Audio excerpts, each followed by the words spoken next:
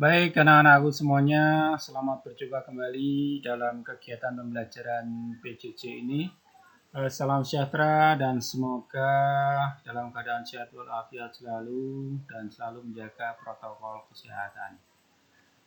Oke, kita lanjutkan untuk pembahasan dan pertemuan pada kali ini dengan ucapan Assalamualaikum warahmatullahi wabarakatuh. Salam sejahtera. Dan jangan lupa kita berdoa semoga pembelajaran pada kesempatan ini bisa lancar dan anak-anak semuanya bisa paham ya, sehingga kalian semuanya mendapatkan ilmu yang berkah. Amin. Baik, kita lanjutkan. Untuk sesi kali ini kita akan membahas tentang naratif, ya, tentang naratif tag. Apa itu yang dimaksud dengan narrative tag? Nah, kalian perhatikan di sini bahwa narrative tag itu adalah cerita fiksi, ya, atau cerita khayalan, atau cerita yang dikarang untuk menghibur para pembaca atau pendengar, ya. Naratif tag biasanya dapat kita jumpai dalam bentuk dongeng atau cerita rakyat atau cerita-cerita yang fiksional atau cerita fiksi, ya, khayal, ya.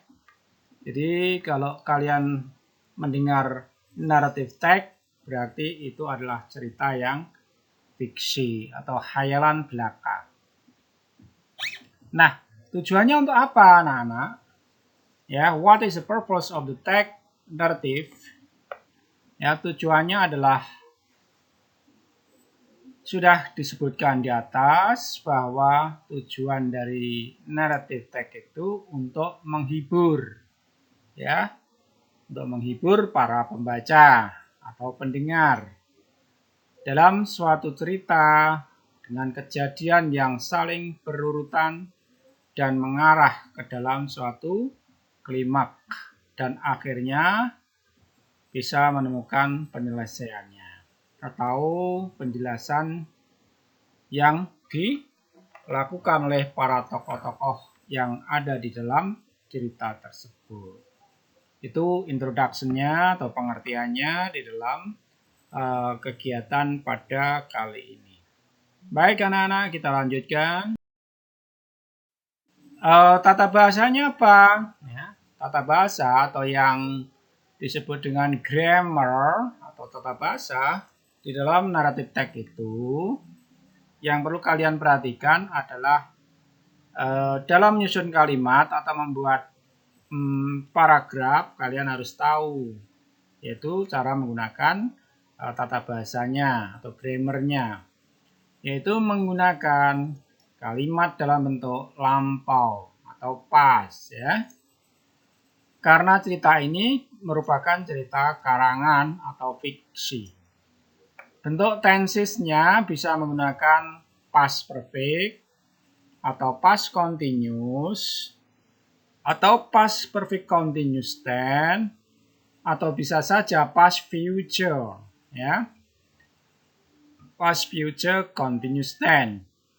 Jadi semua itu yang digunakan di dalam membuat suatu tag naratif. Ya.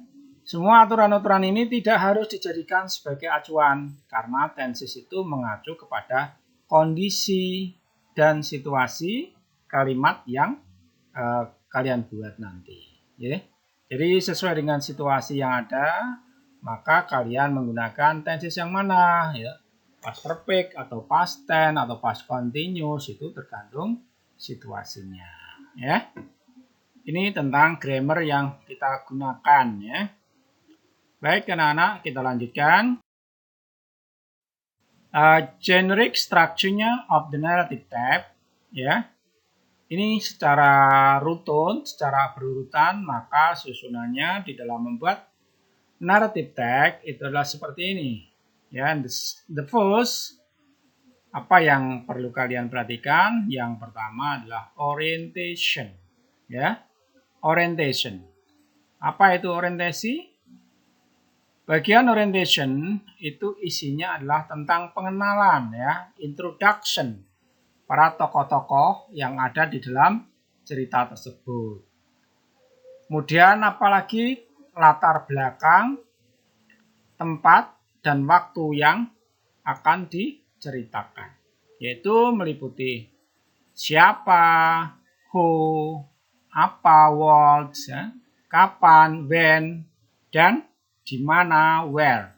Nah, di dalam introduksi ini atau orientasi ini yang perlu kalian tekankan adalah mengenalkan para tokoh utama, para tokoh pembantu, dan di mana tempatnya, waktunya kapan, cerita kalian buat itu. Ya, ini yang pertama. Yang kedua atau the second yaitu complication, ya, complication. Pada bagian komplikasi ini atau complication itu yang diungkapkan di dalam cerita tersebut adalah masalah-masalah itu mulai muncul, ya, dan harus bisa diselesaikan oleh tokoh utama pada cerita tersebut. Jadi cerita khayalnya yang dibuat-buat itu sehingga bisa menarik itu bagaimana, ya. Ini. Nah, yang ketiga yaitu setelah kita muncul masalah-masalah atau problem-problem yang dihadapi oleh para tokoh utama, ya, maka kita tentukan resolusinya, ya, atau penyelesaian masalahnya. Di mana cerita itu akan berakhir. Pada bagian ini, masalah itu diselesaikan oleh tokoh utama, ya. Jadi, tokoh utama ini dapat menyelesaikan masalah yang muncul di dalam cerita tersebut. Di dalam bagian resolusi pula, biasanya terdapat moral value, ya. Moral value atau nasihat dari cerita tersebut, atau yang biasa disebut juga dengan oda, ya. Jadi ketika kalian membuat cerita khayalan, cerita tersebut tentu saja ada nilai moralnya atau nasihat-nasihat yang timbul, nasihat yang disampaikan pada cerita tersebut pada si pendengar atau si pembaca tersebut. Baik anak-anak, kita pahami. Ya, yang kita ulangi sekali lagi bahwa generic structure dari narrative text tersebut adalah yang pertama orientasi, yang kedua adalah komplikasi, dan yang ketiga adalah resolusi. Kalian pahami dan kalian camkan baik-baik sehingga kalian tidak akan lupa. Oke, kita lanjutkan. Baik anak-anak, kita akan lihat contoh-contoh yang ada di dalam teks naratif. Salah satunya adalah Malin Kundang, atau contoh yang lain cerita Banyuwangi, atau cerita-cerita yang ada di Jawa ini banyak sekali, ya, teks naratif itu. Baik, kita lanjutkan untuk melihat contoh di dalam teks naratif tersebut seperti ini. The Legend of Malin Kundang. A long time ago, in a small village near the beach in West Sumatra, a woman and her son lived. They were Malin Kundang and her mother. Her mother was a single parent because Malin Kundang's father had passed away when he was a baby. Malin Kundang had to live hard with his mother. Malin Kundang was a healthy, diligent, and strong boy. He usually went to sea to catch fish. After getting peace, he would bring it to his mother, or sold the codfish in the town. One day, when Malin Kundang was sailing, he saw a merchant ship which was being raided by a small band of pirates. He helped the merchant. With his brave and power, Malin Kundang defeated the pirates. The merchant was so happy and thanked to him. In return, the merchant asked Malin Kundang to sail with him. To get a better life, Malin Kundang agreed. He left his mother alone. Many years later, Malin Kundang became wealthy. He had a huge ship and was helped by many ship crews loading trading goods. Perfectly, he had a beautiful wife too. When he was sailing his trading dory, his ship landed on a beach near a small village. The villagers recognized him. The news ran fast in the town. Malin Kundang has become rich and now he is here. An old woman ran to the beach to meet the new rich merchant. She was Malin Kundang's mother. Baik, ini contoh di dalam teks naratif yang kalian perhatikan di sini ya. Di dalam orientasi ini tadi sudah saya jelaskan, yaitu tentang apa, siapa, kapan, dan bagaimana itu ya, yang perlu kalian perhatikan. Jadi tokoh utama ya, ini kalau long time ago ini ya, tentang waktunya kapan ya.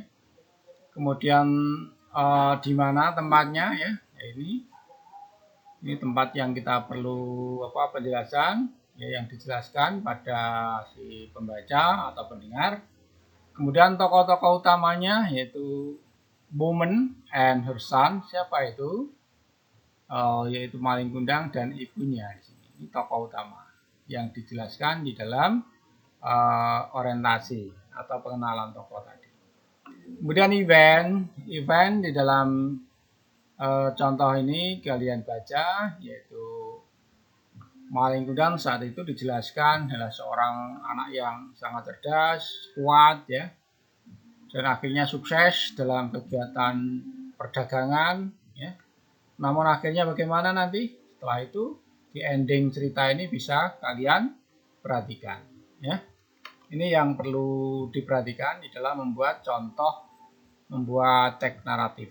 Jadi kalian tadi sudah secara runtun ya, orientasi, event, dan yang terakhir adalah reorientation. Baik, kita lanjutkan anak-anakku. Nah, kalian perhatikan di sini bahwa narrative text itu adalah cerita fiksi ya, atau cerita khayalan, atau cerita yang dikarang untuk menghibur para pembaca atau pendengar ya. Naratif teks biasanya dapat kita jumpai dalam bentuk dongeng atau cerita rakyat atau cerita-cerita yang fiksional atau cerita fiksi ya, khayal ya.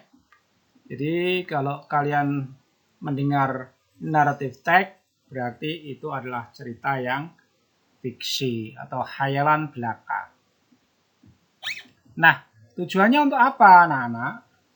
Ya, what is the purpose of the text narrative? Ya, tujuannya adalah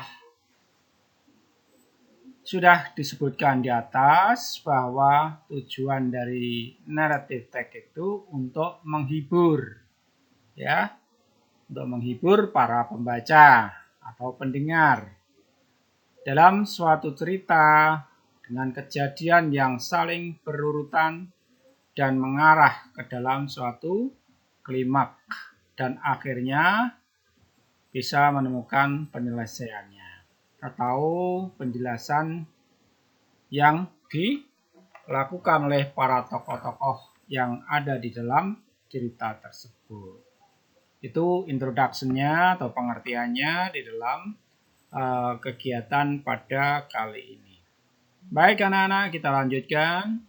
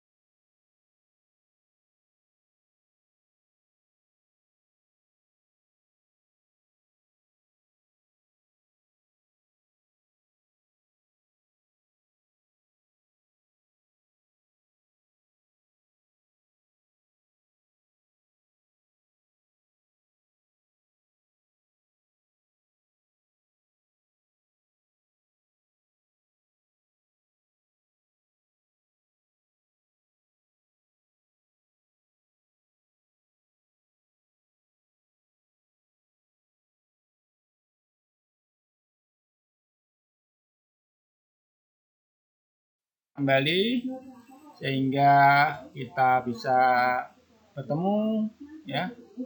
Kurang lebihnya mohon maaf. Sekian. Wassalamualaikum warahmatullahi wabarakatuh.